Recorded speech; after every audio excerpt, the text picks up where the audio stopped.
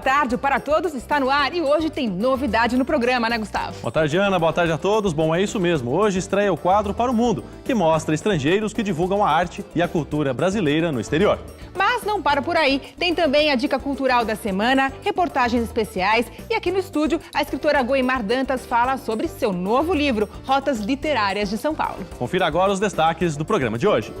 Na quarta e última reportagem especial sobre Paraty, no litoral carioca, você vai conhecer o trabalho da companhia Contadores de Histórias, que encanta há mais de 30 anos com o teatro de bonecos. A banda Orquestra dos Prazeres toca ritmos e brincadeiras típicos do Nordeste brasileiro com instrumentos de percussão. Conheça o trabalho do violinista francês Nicolas Krasik, que há 13 anos escolheu o Brasil para morar e fazer música.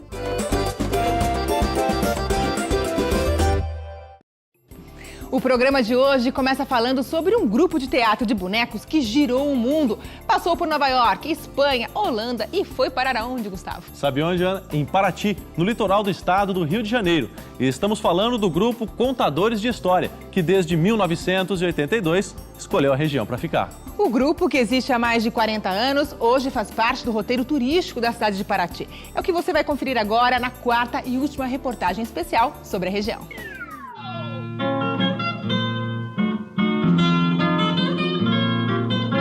No palco, uma cena trivial do cotidiano.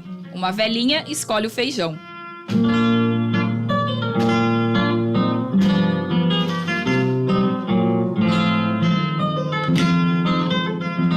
O espetáculo Em Concerto está em cartaz às quartas-feiras e aos sábados na sede do Grupo Contadores de Histórias, em Paraty. Mas tudo começou em 1971. Bem longe da cidade carioca. As pessoas geralmente começam numa cidade pequena e tal, e evoluem às vezes para uma cidade grande.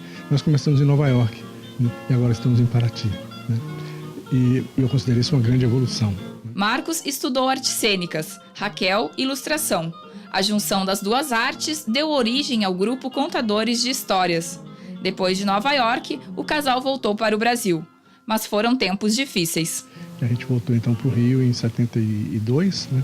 Mas realmente era uma situação muito difícil, era muito pesado e a gente não gostou e resolveu voltar para fora. Naquele tempo nós tínhamos esse trabalho que a gente fazia no Central Park, que é um espetáculo de teatro para ser feito ao ar livre, né? E aí aqui não podia, imagina, não podia nem juntar mais de 10 pessoas na rua, quanto mais fazer um espetáculo.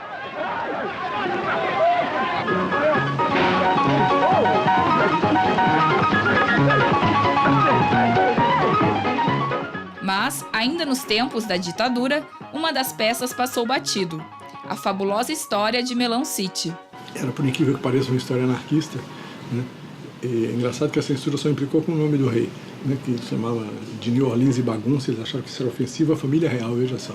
A gente teve que mudar o nome do rei, mas o resto da história eles nem perceberam, né? Mas era a história de um rei, né? Que foi substituído na cidade por um melão. E no final a gente pegava o melão, partia, comia, distribuía para o povo.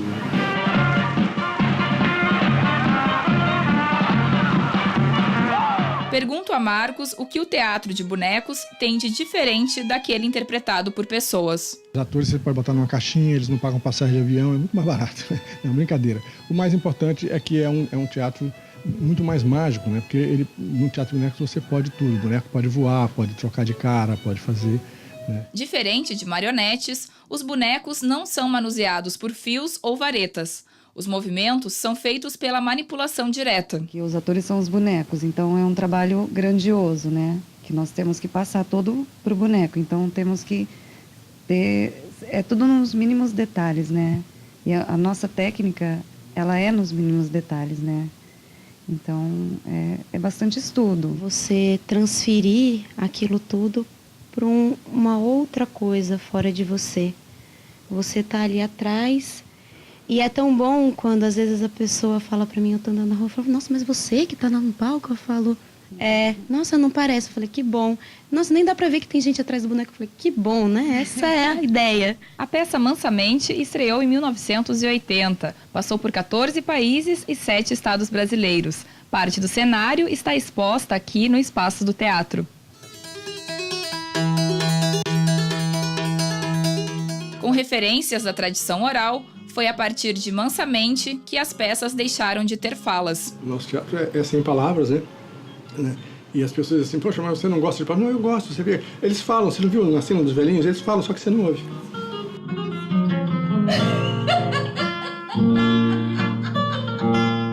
Os bonecos no palco dão a ilusão de que a cena é real. Na verdade, o que nós trabalhamos são pontos, sabe, de realidade, sabe, em que você, por exemplo, você faz um pequeno gesto, sabe, que dá realidade para todos os outros que você fez antes, sabe, assim, que faz o boneco ficar vivo, né? Então, de repente, a velhinha senta, né, na cadeira, sabe, aí ela vai e ela coça a canela com a outra perna, sabe, pronto, sabe, aquele gesto é tão natural, é tão um gesto possível, né, numa velhinha igual aquela, sabe, que você já imagina ela como uma pessoa.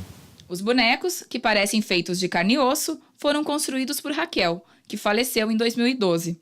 Mas o seu legado continua vivo, nos mais de 40 anos de trajetória do grupo Contadores de Histórias, que já se consolidou como uma das paradas turísticas obrigatórias de Paraty.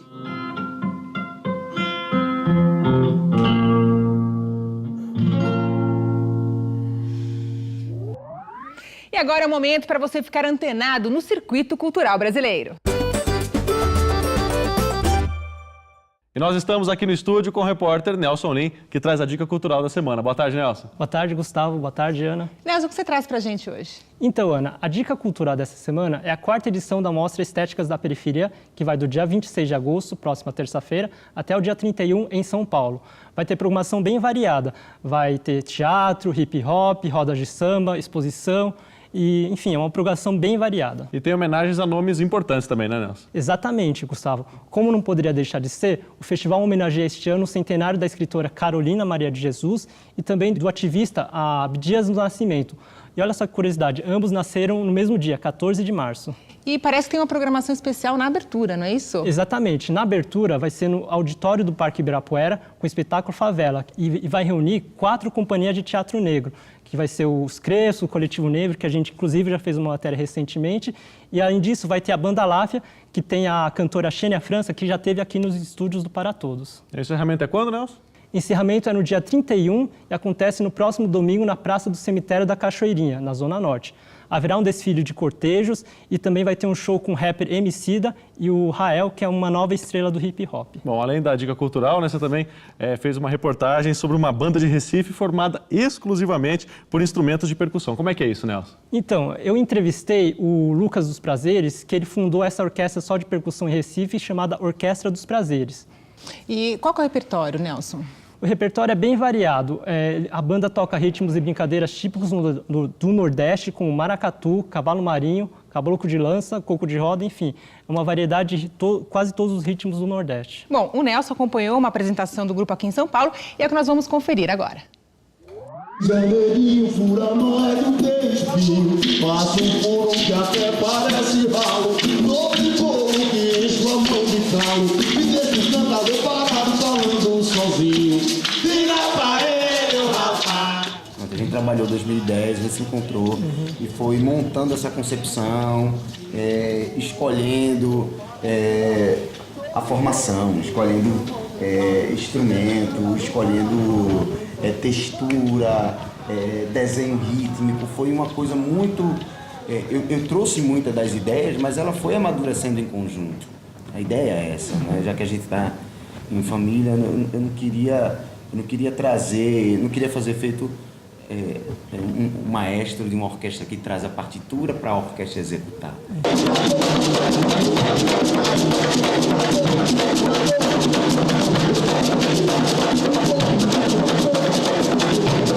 No estado do ritmo, Pernambuco, e na cidade da percussão, Recife, Lucas dos Prazeres criou uma orquestra que coloca a percussão num lugar de destaque. Vem uma orquestra de percussão e tira ela da posição de coadjuvante e traz ela para uma posição de protagonismo. Então, eu costumo dizer, nas minhas entrevistas, por exemplo, quando eu vou apresentar a Orquestra dos Prazeres, eu digo com a palavra a percussão. Então, a gente utiliza de todas as outras artes, a dança inclusive, né? Mas assim, todas elas agora dando suporte pra gente. Músico de grande experiência, Lucas já fez parte do Cordel do Fogo Encantado, grupo de Pernambuco que encantava o público unindo a poesia dos cordéis e a música tradicional do Nordeste. Eu tive uma temporada com cordel, foi uma temporada que eles estavam em atividade com o disco Circo do Palhaço Sem Futuro. Foi muito interessante para mim, porque eu ainda não tinha tido esse contato com a literatura e com a poesia, né? Que o Lira, o Cleiton Barros traz muito forte para o trabalho do cordel, né? Que era o Cleiton e o Lira, e os percussionistas, né? O Nego Henrique, Rafa Almeida e Emerson Calado, mas que já era um universo que a gente já transitava, que eu já transitava, que era o universo do ritmo. O que o cordel me acrescentou de novo foi esse contato com a literatura, principalmente a literatura de cordel, né? Essa intimidade com os textos, essa intimidade com a palavra. A Orquestra dos Prazeres recebeu nesse ano o Prêmio de Cultura Negra pela Funarte e, em novembro, lança um DVD para celebrar o Dia da Consciência Negra. E agora nós acabamos de receber o Prêmio Funarte de Arte Negra. Legal. No ano passado. Estamos muito felizes com a premiação. Nós vamos preparar o nosso primeiro DVD ao vivão, né, com convidados e tal.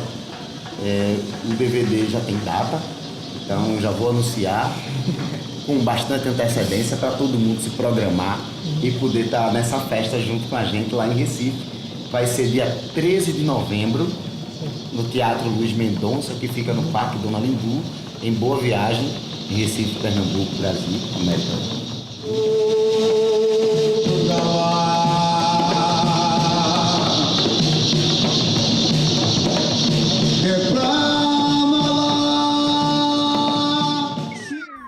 Daqui a pouco, no quadro Para o Mundo, você vai conhecer o violinista Nicolás Krasik, que há 13 anos escolheu o Brasil para morar e fazer música. E ainda no estúdio, a escritora Goimar Dantas fala sobre seu novo livro, Rotas Literárias de São Paulo.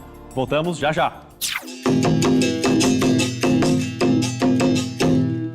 Para Todos volta já! Oi, eu sou o Ozzy, faço arte na rua e estou no programa Para Todos. Hoje o Para Todos tem novidade, né, Gustavo? É isso mesmo, Ana. Você vai conferir o quadro Para o Mundo, que traz o trabalho de artistas estrangeiros que divulgam a arte e a cultura brasileira no exterior. Hoje nós vamos conhecer o trabalho do violinista francês Nicolás Krasik, que há 13 anos desembarcou no Brasil e não saiu mais daqui. Ele se firmou no cenário da música nacional misturando jazz, choro, samba e forró. O Para Todos foi até o Rio de Janeiro conversar com o artista.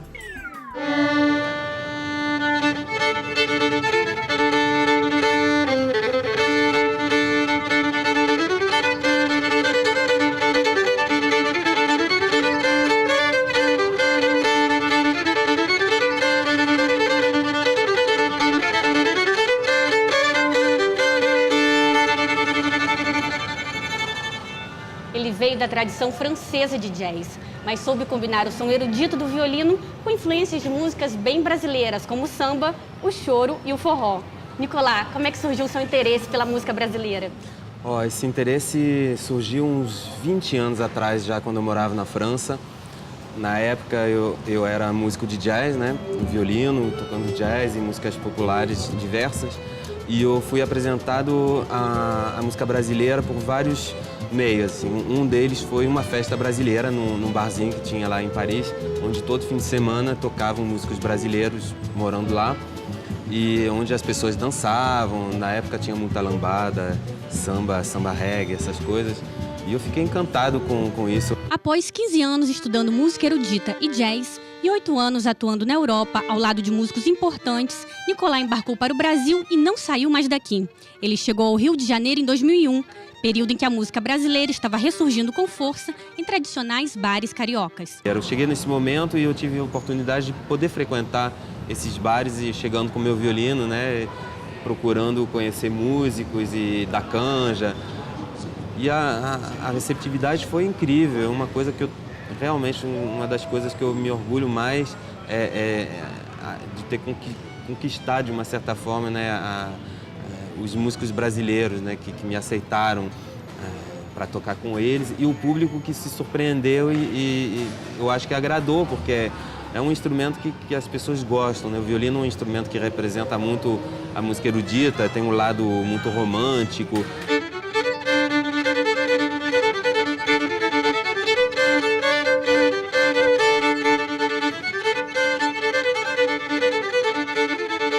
Em pouco tempo no Brasil, Nicolás tocou ao lado de grandes nomes da música, como Beth Carvalho, Marisa Monte e Gilberto Gil. Ganhou o público e se firmou no cenário musical brasileiro. Eu vim para cá pensando que eu fosse passar 3 meses, 6 meses no máximo. Não vim para trabalhar, eu vim para curtir, para aprender e tal.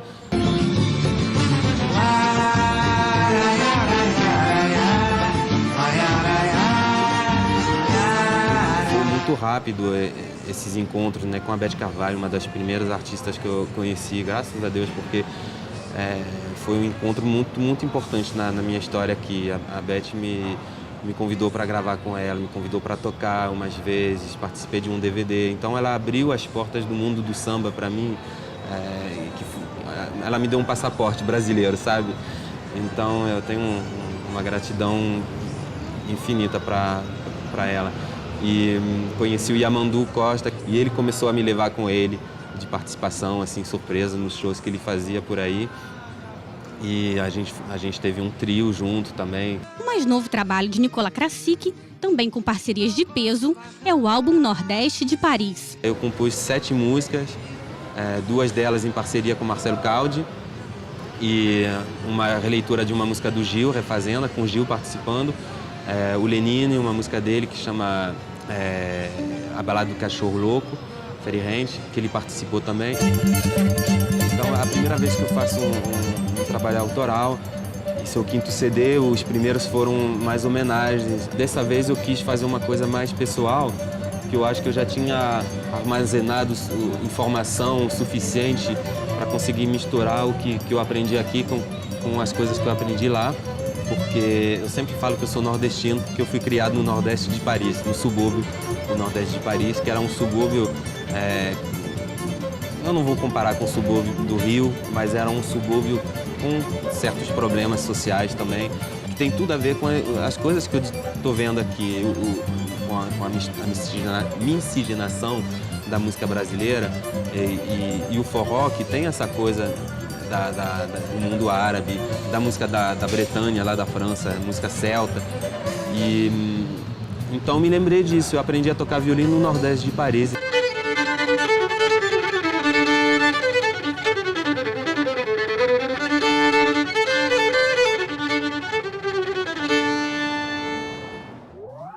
São Paulo é a 7ª cidade mais populosa do planeta, a maior cidade da América Latina, e o que não falta por aqui são opções culturais. Nós estamos aqui no estúdio com a escritora Goimar Dantas, que acaba de lançar o livro Rotas Literárias de São Paulo. Seja bem-vinda, Goimar. Obrigada, Ana Luísa. Obrigada, Gustavo. Um prazer estar aqui. Prazer é nosso, viu, Goimar? Bom, eu queria que você dissesse pra gente como é que surgiu essa ideia de fazer um roteiro literário de São Paulo. Olha, essa ideia nasceu em 2007. Eu estava fazendo uma viagem pela Inglaterra e visitei a cidade berço do William Shakespeare, que chama Stratford-on-Avon, e fiquei entusiasmadíssima de ver que aquele lugar, por menorzinho que fosse, ele tinha uma vida literária, obviamente por representar o que a gente conhece de mais importante dentro da literatura ocidental, por ele ser tão pequeno, abrigar tantos roteiros literários e viver basicamente do turismo. Então, quando eu estava lá visitando esses locais, eu pensei, eu acho que São Paulo precisaria jogar mais evidência, mais luz sobre esses caminhos literários que são tão inúmeros aqui e que, no entanto, a maioria das pessoas conhece bem pouco. Agora, Goimar, foram 7 anos de pesquisa e entrevistas também para chegar a as rotas literárias de São Paulo.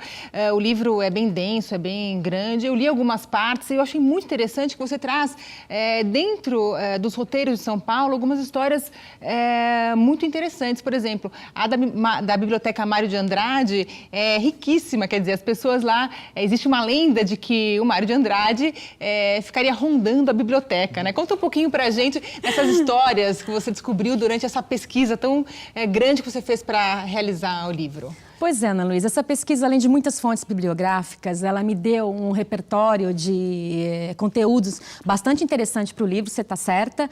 Na Biblioteca Mário de Andrade, eu conversei com um dos funcionários de lá, na época não está mais lá, ele chama William Okubo, é um bibliotecário, e ele me trouxe um repertório de histórias que, por sua vez, ele foi ouvindo enquanto trabalhava ali, de funcionários mais antigos, gente que fica ao lado dele no trabalho ou que já não estava mais lá, mas essas lendas, elas vão passando de geração em geração, né? Ok, dentro dos funcionários. E ele me contou algumas delas, como, por exemplo, o fato de que o Mário de Andrade foi o primeiro, que seria hoje um secretário de Cultura, né? Na década de 20, 30. Então, ele ficou à frente do Departamento de Cultura do município de São Paulo, e aí fundou muita coisa interessante, pesquisou muita coisa, dentre elas a biblioteca, deu início a isso, mas foi demitido por questões políticas.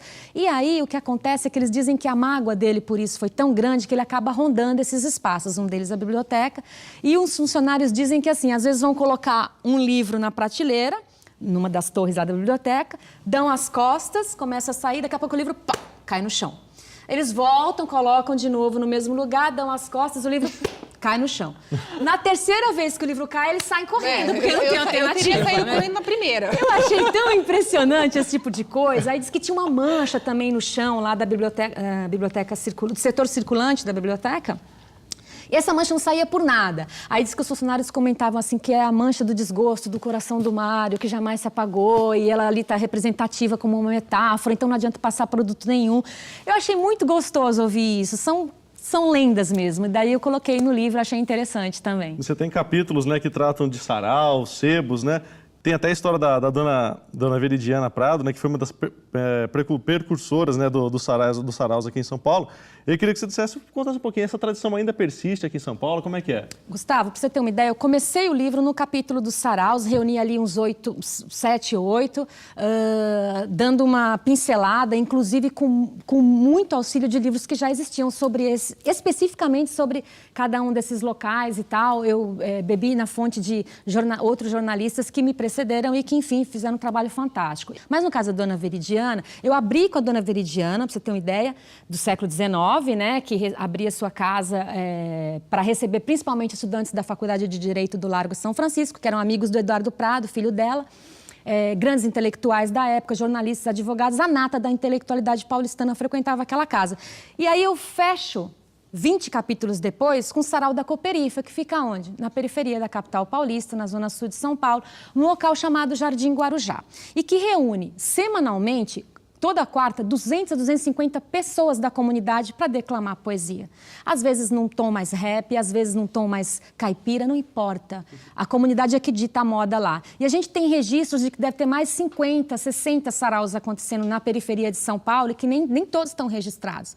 Então, você está certíssimo. É uma situação que deu uma parada aí, mas que agora voltou com força total, ainda bem. Agora, Guaimara, você também dedica um capítulo inteiro às livrarias de São Paulo, né? Quer dizer, elas já hoje se reformularam, é um ponto de encontro de escritores, estudantes, enfim. Queria que você falasse um pouco sobre essa questão das livrarias que hoje já foram importantes e continuam sendo importantes, né, no cenário literário aí paulista, e também gostaria que você desse dicas para quem quer fazer esse roteiro literário. O que acontece? As livrarias são um grande centro de lazer hoje em dia, de entretenimento e de cultura. Então, os pais levam as crianças, tem contação de história, você senta lá, tem puffs, é aconchegante, é confortável. E eu acredito que isso é uma tendência que pode levar mais gente a frequentar esses locais. Então, acho super importante, né? A gente fala de livrarias como a Livraria Cultura, a Livraria da Vila, que se multiplicam ainda bem, tanto em São Paulo quanto no Brasil também. Então, acredito que é uma maneira de atrair muitos leitores, conquistar novos leitores, até pelo espaço, que é bastante acolhedor, realmente. Agora, a dica para fazer esse roteiro cultural é o seguinte: o que te toca mais?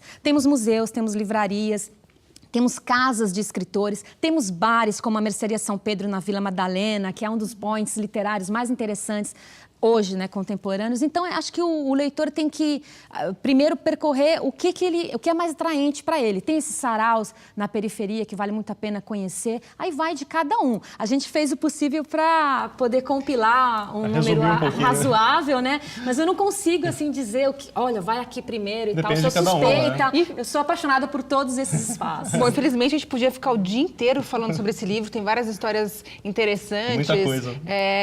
Muito bacana mesmo. Fica aí também a dica para quem quiser conhecer mais sobre o roteiro literário de São Paulo. E a gente queria muito agradecer a sua presença aqui com a gente no Para Todos. Obrigada. Foi um prazer receber você. E para todos, fica por aqui. Mas na semana que vem tem mais, né, Gustavo? É isso aí, obrigado pela companhia. Até o próximo sábado. Tchau.